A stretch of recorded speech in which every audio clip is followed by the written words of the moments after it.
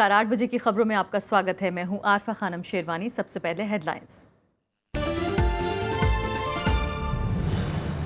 BJP और कांग्रेस नेताओं की राष्ट्रपति से मुलाकात, उत्तराखंड मामले में दखल की मांग। साकेत बहुगुणा और अनिल गुप्ता कांग्रेस से 6 साल के लिए निष्कासित।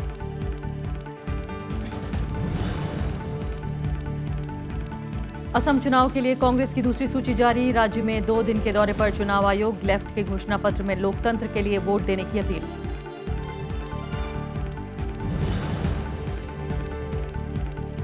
पीडीपी अध्यक्ष महबूबा मुफ्ती पहुंची दिल्ली। बीजेपी के कई नेताओं से करेंगी मुलाकात। उमर अब्दुल्ला ने की राज्य में जल्दी चुनाव की मांग।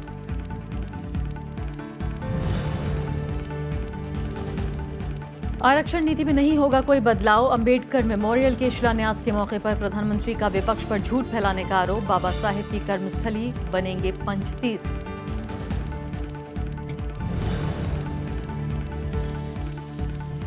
और हफ्ते के पहले दिन शेयर बाजार में बड़ी बढ़त। सेंसेक्स 333, निफ्टी 100 अंक चढ़ा। निवेशकों को ब्याज दर घटने की उम्मीद।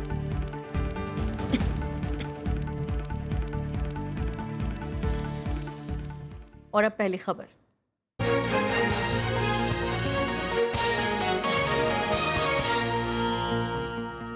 उत्तराखंड के सियासी संकट को लेकर बीजेपी और कांग्रेस नेताओं ने आज राष्ट्रपति प्रणब मुखर्जी से मिलकर इस मामले में दखल की मांग की है। बीजेपी की दलील यह है कि विनियोग विधेयक पास नहीं होने की वजह से राज्य की कांग्रेस सरकार सदन में विश्वास खो चुकी है। ऐसे में मुख्यमंत्री हरीश रावत को पहले बर्खास्त किया जाए, उसके बाद विधानसभा में बहुमत साबित करने का मौका दिया जाए।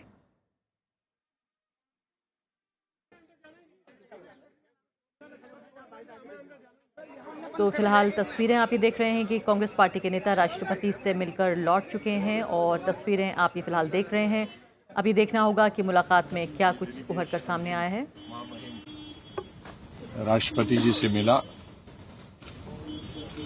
और उत्तराखंड में जो हालात बने हैं उनके बारे में राष्ट्रपति जी को अवगत किया कि किस तरह से भारतीय जनता पार्टी केंद्रीय सरकार की मदद से अपोजिशन की जो चुनी हुई सरकारें हैं, विशेष रूप से कांग्रेस पार्टी की सरकारें जो डेमोक्रेटिकली इलेक्टेड सरकारें थी, उनको गिराने का किस तरह से प्रयास किया गया और किया जा रहा है। कुछ हफ्ते पहले अरुणाचल प्रदेश की कांग्रेस की सरकार गिराई गई और अब उत्तराखंड की कांग्रेस की सरकार गिराने का प्रयास किया। पहले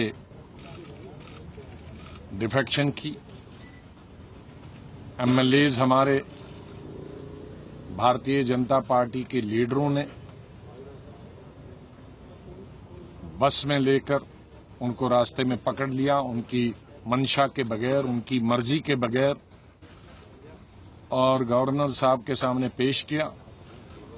और उसके बाद ये हमारे जो एमएलएज हैं वो बीजेपी की सरकार ने और बीजेपी की पार्टी ने बंदी बना के रखा है और उनसे स्टेटमेंट दिला रहे हैं।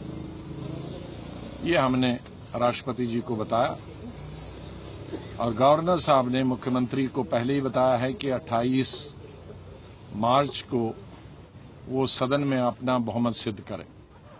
लेकिन अब केंद्रीय सरकार की तरफ से गवर्नर पर भी दबाव डाला जा रहा है कि वो सेशन प्रीपोन करें और उससे पहले ही चीफ मिनिस्टर अपना बहुमत सिद्ध करें।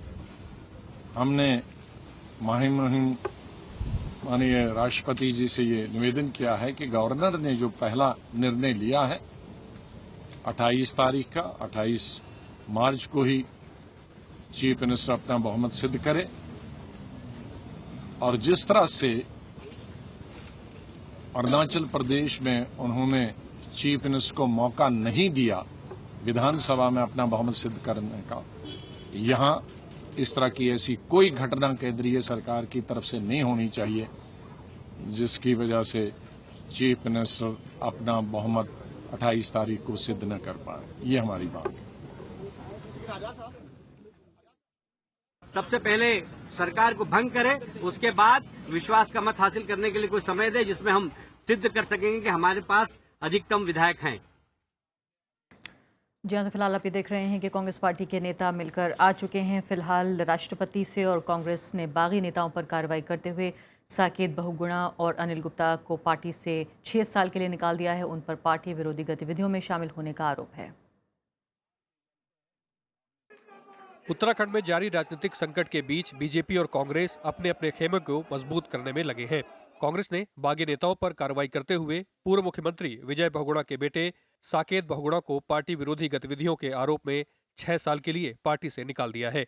पार्टी के संयुक्त सचिव अनिल गुप्ता को भी बाहर का रास्ता दिखा दिया गया है। वहीं राज्य में पार्टी की 9 इकाइयों को भंग कर दिया गया है। मुख्यमंत्री हरीश रावत ने बीजेपी पर धनबल के दुरुपयोग का आरोप लगाया है।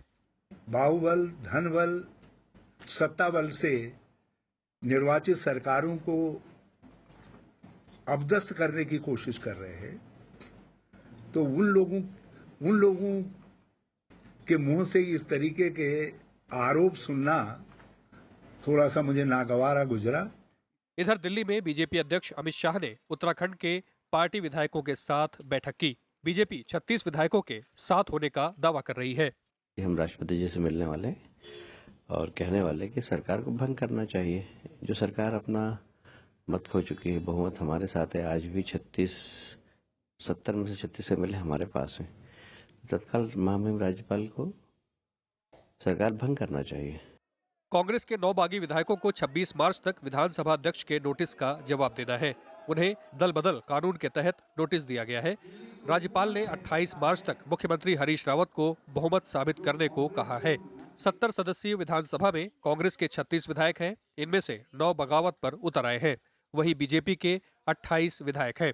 6 विधायकों का प्रगतिशील लोकतांत्रिक मोर्चा मुख्यमंत्री हरीश रावत के साथ खड़ा है। Bureau report, Rajya Sabha TV. Hindustan अखबार के पॉलिटिकल एडिटर निर्मल पाठक हमारे साथ मौजूद हैं। निर्मल जी, स्वागत है आपका स्टूडियो में। सबसे पहले बताइए कि पूरा जो ये कि सियासी ड्रामा हमारे सामने नजर आ रहा है, ये भी फिलहाल किस स्थिति में आपको नजर आ रहा है? राष्ट्रपति से भी दोनों दलों की मुलाकात हो चुकी है। देखिए, दोनों ने जो अपने अपने लॉजिक तर्क दिए हैं वो आपने सुने हैं सबने। कांग्रेस की कोशिश ये है कि 28 को वो जो उसके विधायक छोड़ के गए हैं, उनको रिबेल जो एमएलएज हैं उनको वो वापस लाए। उसमें से 4 के लिए तो उन्होंने शायद मना कर दिया है, जिसमें विजय बहुगुणा और जो पूर्व मंत्री थे हरक सिंह रावत वो भी शामिल हैं। उनके अलावा 2 और विधायक जिनको वो अब वापस नहीं लेना चाहते। पर उसके अलावा जो 5 हैं उनको शायद वो मनाने की कोशिश कर रहे हैं। आज़ाद साहब ने जैसे कहा कि हमारे विधायकों को बंदी बनाया गया है, तो शायद वो उन्हीं 5 के लिए है, क्योंकि बाकी बंदी किसी को नहीं बनाया गया। वो सारे विधायक तो बाहर आके बोल रहे हैं कि हम उनका हरीश रावत पे भरोसा नहीं है। पर अभी भी विधायक ये कह रहे हैं कि वो हैं कांग्रेस में ही।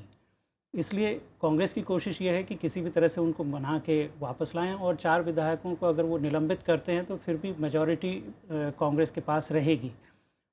खबरें ये भी आ रही हैं कि बीजेपी तो ये कह रही है कि उसके पास 36 एमएलए हैं। अभी हम सुन रहे हैं 9 को मिला के, हाँ, इन 9 को 28 और 9 मिला के हो जाएंगे। अगर पर इनमें से अगर कुछ वापस जाते हैं तो फिर मेजॉरिटी उनकी नहीं रहेगी। लेकिन मुझे लगता है कि जिस तरह के हालात बन रहे हैं उसमें भारतीय जनता पार्टी की कोशिश ये होगी कि किसी भी तरह से असेंबली में अगर कोई गड़बड़ होती है, क्योंकि केंद्र में उनकी सरकार है, गवर्नर पे वो इस तरह की वो एक इन्फ्लुएंस कर सकते हैं, या गवर्नर इस तरह का क्या व्यू लेते हैं वो 28 को पता चलेगा। उनका बेस्ट ऑप्शन उनके पास ये होगा कि राज्य में राष्ट्रपति शासन लग जाए। वहाँ अगले वर्ष फरवरी में चुनाव होने हैं, और सच्चाई ये है कि अभी राज्य में कांग्रेस या भारतीय जनता पार्टी दोनों के पास इतना बड़ा, जो हरीश रावत जो अभी मुख्यमंत्री हैं वहाँ पे, उनका जिस तरह का कद है उस कद का नेता अभी ना कांग्रेस के पास है ना भारतीय जनता पार्टी के पास है। लेकिन क्या विजय वर्गीय वाकई ये बात, क्योंकि बीजेपी के कुछ नेता ये कहते पाए गए हैं कि ये दरअसल पूरा जो खेल है ये जो है विजय बहुगुणा का है दरअसल, तो क्या आपको लगता है कि इसमें कोई दम है, या फिर जो कांग्रेस पार्टी कह रही है कि जहां जहां कांग्रेस पार्टी की राज्यों में सरकार है वहां केंद्र सरकार अपना हाई हैंडेडनेस जिसे कहते हैं वो दिखाने की कोशिश कर रही है? देखिए, केंद्र में सत्ता में ये बीजेपी ने भी ये खेल कांग्रेस से सीखा है। इससे पहले कांग्रेस भी इस तरह के करती रही है। पर ये असली जो उसमें समस्या है वो तो कांग्रेस के अंदर की है। कांग्रेस के अंदर से विधायक टूटे हैं, इसलिए बीजेपी नेचुरली, अगर कांग्रेस बीजेपी की जगह होती तो कांग्रेस भी शायद यही करती कि अगर बीजेपी कांग्रेस से कोई टूट के आ रहा है और वो कह रहा है कि नहीं ठीक है हरीश रावत की सरकार गिराई है, और ऐसे समय में जब चुनाव वहाँ 10-11 महीने के बाद चुनाव होने हैं, उससे पहले अगर कांग्रेस वहाँ में इनस्टेबिलिटी होती है, कांग्रेस में विभाजन होता है, तो नेचुरली उसका फ़ायदा बीजेपी उठाने की कोशिश करेगी।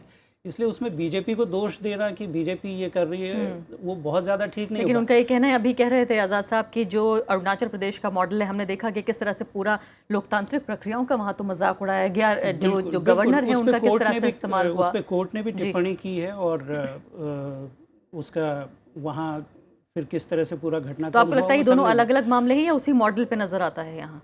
मैंने कहा कि जब केंद्र में बीजेपी की सरकार है और वो नेचुरली चाहेगी, ये प्रधानमंत्री 2014 में उन्होंने कहा था कि हम कांग्रेस मुक्त भारत बनाएंगे तो हो सकता है उसका एक पार्ट ये भी हो। और राजनीतिक पार्टी और जो जिस तरह का लीडरशिप अभी भारतीय जनता पार्टी का है, खास करके अमित शाह हैं, वो मुझे लगता है कि वो जो युद्ध में सब कुछ जायज़ है वाली बात। वो उस पे भरोसा करते हैं। तो इसमें कोई एथिक्स या किसी तरह के कोई नियम कानून वगैरह ये बहुत ज़्यादा उस पे कोई भरोसा करने वाली बात नहीं है। और ऐसे में जब आपके अस्तित्व की लड़ाई हो, वहाँ भाजपा को दिख रहा है कि वहाँ अभी 10 महीने के बाद चुनाव होने हैं और अभी ऐसे हालात नहीं हैं कि भाजपा वहाँ ये भरोसे के साथ कह सके कि अगली सरकार उन्हीं की आएगी। अगर कांग्रेस में किसी भी तरह की प्रॉब्लम होती है तो उसका फ़ायदा उठाने की वो कोशिश करेंगे, और वो कर रहे हैं। कांग्रेस के सामने ये चुनौती है कि पिछले अगर ये शिकायतें आ रही थी या आई या नहीं आई, जो एमएलए बाहर गए हैं, तो ये क्यों नहीं कांग्रेस की नज़र में आया। अरुणाचल में भी ये शिकायत आई थी कि उनके एमएलए, कांग्रेस के एमएलए यहाँ क्या लग रहा है कि जो इंटरनल प्रबंधन है, जो आंतरिक प्रबंधन है कांग्रेस पार्टी का राज्य में कमजोर है, ये वो कहीं ना कहीं गड़बड़ हुआ है। और ये एआईसीसी की इसमें निश्चित तौर पर उनका फेलियर रहा है कि उन्होंने इस संकट को पहले नहीं देखा। इसमें से क्योंकि 5 उसमें से जो विधायक जिनकी वापस आने की बात कर रहे हैं वो ऐसे नहीं है कि वो विजय बहुगुणा के समर्थक हैं। देखिए विजय बहुगुणा को वहाँ बाहरी माना जाता है, वो एक बार चीफ मिनिस्टर बन गए तो हो सकता है उनको ये गलतफहमी हो कि वो वहाँ के नेता हो गए, लेकिन नेता नहीं है उस तरह से। उत्तराखंड के लोग उनको उस तरह से नेता नहीं मानते जैसे उनके पिताजी को मानते थे, हेमवती नंदन बहुगुणा। चलिए फिलहाल देखते हैं कि पूरा जो सियासी ड्रामा है क्या रुख लेता है। फिलहाल दोनों जो नेता हैं, जो पार्टियों के नेता हैं, वो मिलकर आ गए हैं। बहुत बहुत शुक्रिया निर्मल जी आपका। तो फिलहाल ये थी हमारी पहली खबर। छोटा सा ब्रेक।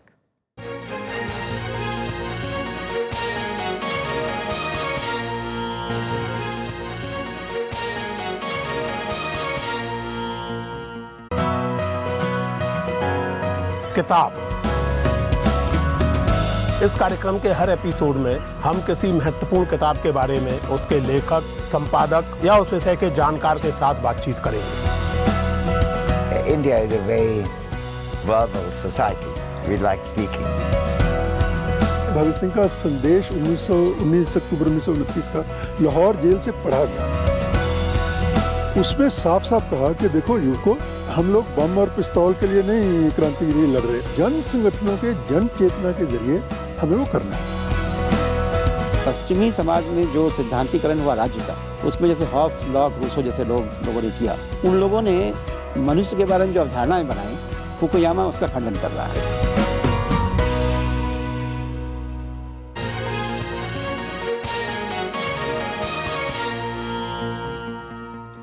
असम और पश्चिम बंगाल में चुनावी पारा चढ़ने लगा है। चुनाव आयोग का असम का 2 दिन का दौरा आज से शुरू हो गया है। कांग्रेस ने भी राज्य के लिए दूसरी सूची जारी कर दी है। वहीं वाम मोर्चा ने पश्चिम बंगाल में घोषणा पत्र जारी कर दिया है। कांग्रेस ने असम चुनाव के लिए सोमवार को उम्मीदवारों की दूसरी सूची जारी कर दी। इसमें 57 उम्मीदवारों के नाम हैं। पार्टी ने तरुण गोगोई मंत्रिमंडल में कृषि मंत्री रकीबुल हुसैन को समगुड़ी से उम्मीदवार बनाया है। मुख्यमंत्री तरुण गोगोई ने बीजेपी और असम गण परिषद के समझौते को विचारधारा के खिलाफ बताया। ये तो अनहोली अलायंस है, ये तो अपॉर्चुनिटीज अलायंस है, इसका कोई प्रिंसिपल नहीं है। जो उसको अलग अलग आइडियोलॉजी है, ideology philosophy full of contradiction है, वो सब एक साथ हो गया। उधर पश्चिम बंगाल में वाम मोर्चा ने घोषणा पत्र जारी कर मतदाताओं से लोकतंत्र के लिए वोट करने की अपील की है। मोर्चा के अध्यक्ष विमान बोस ने आरोप लगाया कि बंगाल में बीजेपी की जड़ें जमाने में टीएमसी का बहुत बड़ा हाथ है। उन्होंने टीएमसी के विकास एजेंडे पर भी सवाल उठाए। पिछले हफ्ते चुनाव आयोग की टीम ने पश्चिम बंगाल का दौरा कर तैयारियों का जायजा लिया था। आयोग ने पुलिस और प्रशासन के अलावा राजनीतिक दलों के साथ भी बैठक की थी। आयोग ने राज्य में 14,000 अति संवेदनशील जगहों की पहचान की है और इन जगहों पर कड़ी निगरानी रखी जाएगी। राज्य में 6 चरणों में विधानसभा चुनाव होना है। Bureau report, Rajya Sabha TV. Assam से राज्यसभा की दोनों सीटें कांग्रेस ने जीत ली हैं। कांग्रेस ने रिपुन बोरा और रानी नारा ने जीत दर्ज की है। कांग्रेस पार्टी की तरफ से बोरा को 38 जबकि नारा को 47 वोट मिले। चुनाव में बोडोलैंड पीपल्स फ्रंट ने निर्दलीय उम्मीदवार महावीर जैन को समर्थन देने का ऐलान किया था। उधर त्रिपुरा से सीपीएम की झरना दास वैद्य ने जीत दर्ज की है। उन्होंने कांग्रेस के ज्योतिर्मय नाथ को 39 वोटों से हराया है। आगे बढ़ते हैं। जम्मू कश्मीर में राजनीतिक गतिरोध के बीच पीडीपी प्रमुख महबूबा मुफ्ती आज दिल्ली पहुंची। माना जा रहा है कि दिल्ली प्रवास के दौरान वो बीजेपी के कई नेताओं से मुलाकात करेंगी। बीजेपी पहले ही साफ कर चुकी है कि वो पीडीपी की कोई भी नई शर्त नहीं मानेगी। इस बीच राज्य के पूर्व मुख्यमंत्री और नेशनल कॉन्फ्रेंस के नेता उमर अब्दुल्ला ने सोमवार को राज्यपाल एनएन वोहरा से मुलाकात की। उन्होंने कहा कि अगर नई सरकार नहीं बनती तो राज्य में चुनाव होना चाहिए। 20-22 लोग जो हैं वो पीडीपी तोड़ के अलग पार्टी बनाए और अलग हुकूमत बने, मैं उसके हक में नहीं हूँगा।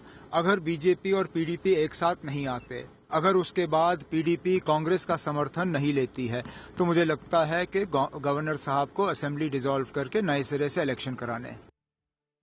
प्रधानमंत्री नरेंद्र मोदी ने कहा है कि दलितों के लिए आरक्षण नीति में कोई बदलाव नहीं होगा। उन्होंने इस मुद्दे पर राजनीतिक विरोधियों पर झूठ फैलाने का आरोप लगाते हुए उन्हें आड़े हाथों लिया। Doctor Bhimrao Ambedkar national memorial के शिलान्यास के मौके पर प्रधानमंत्री ने कहा कि दलितों से उनका ये अधिकार कोई नहीं छीन सकता।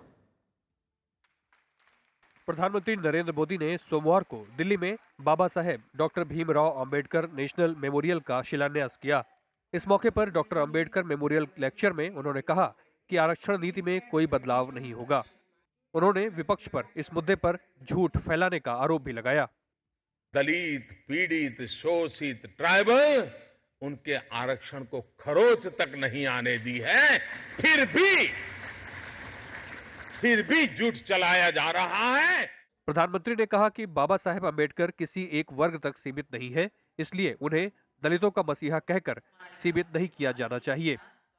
प्रधानमंत्री ने कहा कि बाबा साहेब मानवीय मूल्यों के रखवाले थे। उन्होंने समाज के एकीकरण का काम किया। उनको दलितों का मसीहा बना करके तो घोर अन्याय करते हैं। वे अमानवीय हर घटना के खिलाफ आवाज उठाने वाले महापुरुष थे। हर पीड़ित, शोषित, कुचले, दबे, उनकी वो एक प्रखर आवाज थे। दिल्ली में बनने वाले Baba Saheb doctor Bhimrao Ambedkar national memorial का काम अगले 2 साल में पूरा होगा, जिसमें 95 करोड़ रुपए का खर्च आएगा। साथ ही सरकार बाबा साहेब की कर्मस्थली रही 5 जगहों को पंच तीर्थ के तौर पर विकसित कर रही है। महू, नागपुर, दिल्ली और मुंबई और लंदन में अंबेडकर की याद से जुड़ेंगे। अखिलेश सुमन, राज्यसभा टीवी। उपराष्ट्रपति मोहम्मद हामिद अंसारी ने शिक्षा की गुणवत्ता पर चिंता जताई है। शिक्षा के अधिकार कानून के 6 साल पूरे होने के मौके पर आयोजित सम्मेलन का उद्घाटन करते हुए उन्होंने कहा कि राइट टू एजुकेशन लागू होने के बाद बच्चों का स्कूल नहीं जा पाना चिंता का विषय है। उपराष्ट्रपति ने मुफ्त और अनिवार्य शिक्षा के अधिकार कानून के बेहतर क्रियान्वयन के लिए मनरेगा की तरह इसका विशेष ऑडिट कराने की सलाह दी। इस सम्मेलन में शिक्षा के अधिकार कानून के क्रियान्वयन पर संसद का विशेष सत्र बुलाने की मांग की गई। Primarily the responsibility of states. The central government directly finances 60% of education through programs such as Sarva Shiksha Abhiyan. As many as 66% of India's primary school students attend government schools or government aided schools. Poor offtake from the schemes is another area of concern. Of the money set aside for Sarva Shiksha Abhiyan during the 2015-16, only 57% was released till September 2015, according to an accountability initiative report.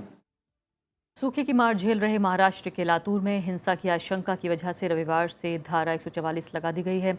यहाँ पिछले दिनों tanker लूटने और झड़प की कई घटनाएं हुई थी। पानी को लेकर निषेधाज्ञा लगाए जाने का राज्य में ये पहला मामला है। पानी के लिए लंबी कतारें, टैंकर का घंटों इंतजार। पानी को लेकर रोजाना बढ़ती झड़प की घटनाएं हैं। ये तस्वीरें हैं महाराष्ट्र के लातूर की, जो इस साल भीषण सूखे की मार झेल रहा है। पिछले दिनों फिलिंग पॉइंट से टैंकर लूटने की घटनाएं हुई थीं। हमारे गली में पानी नहीं मिल रहा है, पैसे देकर भी पानी नहीं मिल रहा है, टैंकर कोई नहीं आ रहा है। टैंकर के ऊपर जो मारामारी हो रही है, जो कुछ बातें पैदा हो रही है, जो चीज़ नहीं होना चाहिए, तो ये नुकसानदेह है। हिंसा की बढ़ती आशंका के बीच जिला प्रशासन ने 6 इलाकों में 31 मई तक निषेधाज्ञा लागू कर दी है। जिला प्रशासन ने कुल 20 वाटर टैंकर फिलिंग सेंटर्स की पहचान की है, जहां हिंसा भड़क सकती है। महाराष्ट्र सरकार का कहना है कि हालात से निपटने के लिए जरूरी निर्देश दिए हैं। वाटर टेबल नीचे गया है, पर अभी अधिग्रहित किए हुए पानी के सोर्स में से पानी दिया जा रहा है, और जहां पे ज़रूरत है वहां पे एक स्पेशल प्रावधान करके तहसीलदार को एडिशनल पावर दे के वहां की स्थिति का जायजा लेकर टैंकर चालू करने का परमिशन भी दिया है। मराठवाड़ इलाके में बीड़, लातूर और उस्मानाबाद जिले की 29 तहसीलें भीषण जल संकट से जूझ रही हैं। लातूर में 1800 टैंकरों के जरिए पानी मुहैया कराया जा रहा है। पानी की कमी के चलते महाराष्ट्र सरकार ने जुलाई तक स्विमिंग पूल्स को और होली के दिन रेन डांस के लिए पानी नहीं देने का फैसला किया है। महाराष्ट्र में पिछले 4-5 साल में बारिश सामान्य से कम हुई है। राज्य के कई इलाके सूखे की चपेट में हैं। Bureau report, Rajya Sabha TV.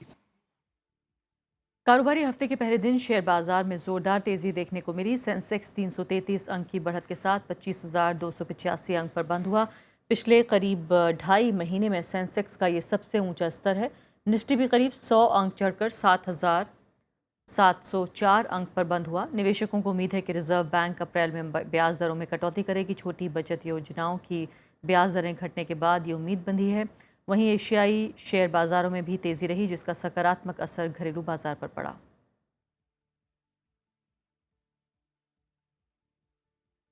और अब कुछ अहम खबरें संक्षेप में। 1 अप्रैल से गुजरात समेत देश के 10 और राज्यों में खाद्य सुरक्षा कानून लागू कर दिया जाएगा। इससे पहले केवल 11 राज्यों में ही ये कानून लागू था। 2013 से लागू इस कानून का मकसद लोगों को सस्ती खाद्य सामग्री उपलब्ध कराना है। गुरुवार से शनिवार तक कई राज्यों में बैंकों में छुट्टी रहेगी। गुरुवार को होली है और शुक्रवार को गुड फ्राइडे है। बैंक दूसरे और चौथे शनिवार को बंद रहते हैं। ऐसे में 26 मार्च को भी बैंक बंद रहेंगे, जबकि रविवार को बैंक बंद रहते हैं। मनी लॉन्ड्रिंग मामले में गिरफ्तार समीर भुजबल की न्यायिक हिरासत 31 मार्च तक बढ़ा दी गई है। समीर को फरवरी में गिरफ्तार किया गया था। वहीं ईडी ने महाराष्ट्र के पूर्व उप मुख्यमंत्री छगन भुजबल की शुगर मिल समेत 55 करोड़ की संपत्ति को जब्त कर लिया है। आम आदमी पार्टी के नेता कुमार विश्वास के उत्पीड़न के आरोपों के खिलाफ दिल्ली हाई कोर्ट का उन्होंने रुख किया है। दिल्ली की एक निचली अदालत ने उनके खिलाफ FIR दर्ज कराने का आदेश दिया था। एक महिला ने लोकसभा चुनाव प्रचार के दौरान आप नेता पर यौन उत्पीड़न का आरोप लगाया था। मामले की सुनवाई मंगलवार को होगी। दिल्ली हाई कोर्ट ने MCD को 29 मार्च तक कर्मचारियों की फरवरी तक की सैलरी देने की बात कही है। MCD कर्मचारी संघ ने सैलरी नहीं मिलने पर कोर्ट में अर्जी दी थी। बिहार में बीजेपी नेता सुशील मोदी और मंगल पांडे ने बजट सत्र के दौरान मिले उपहार लौटा दिए हैं। सुशील मोदी ने इस परंपरा को खत्म करने की बात कही है, जबकि मंगल पांडे ने बिहार के वित्तीय हालात को देखते हुए ये तोहफे लौटाने की बात कही। मध्य प्रदेश के मुख्यमंत्री शिवराज सिंह चौहान ने भोपाल नाव हादसे में मारे गए लोगों को 2-2 लाख रुपए की सहायता राशि का ऐलान किया है। मुख्यमंत्री ने हादसे की जांच के आदेश दे दिए हैं। रविवार को राजधानी भोपाल में नाव पलटने से 5 लोगों की मौत हो गई थी।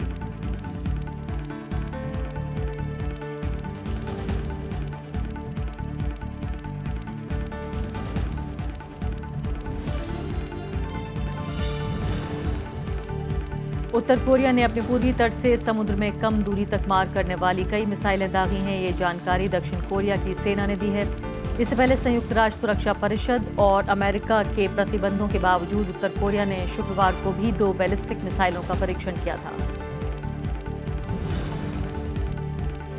फिल्म निर्माता अनुराग कश्यप, विशाल भारद्वाज और पर्वतारोही अरुणिमा सिन्हा समेत 46 लोगों को यश भारती सम्मान से नवाजा गया। उत्तर प्रदेश सरकार की तरफ से दिए जाने वाले इस पुरस्कार की शुरुआत 1997 में हुई थी।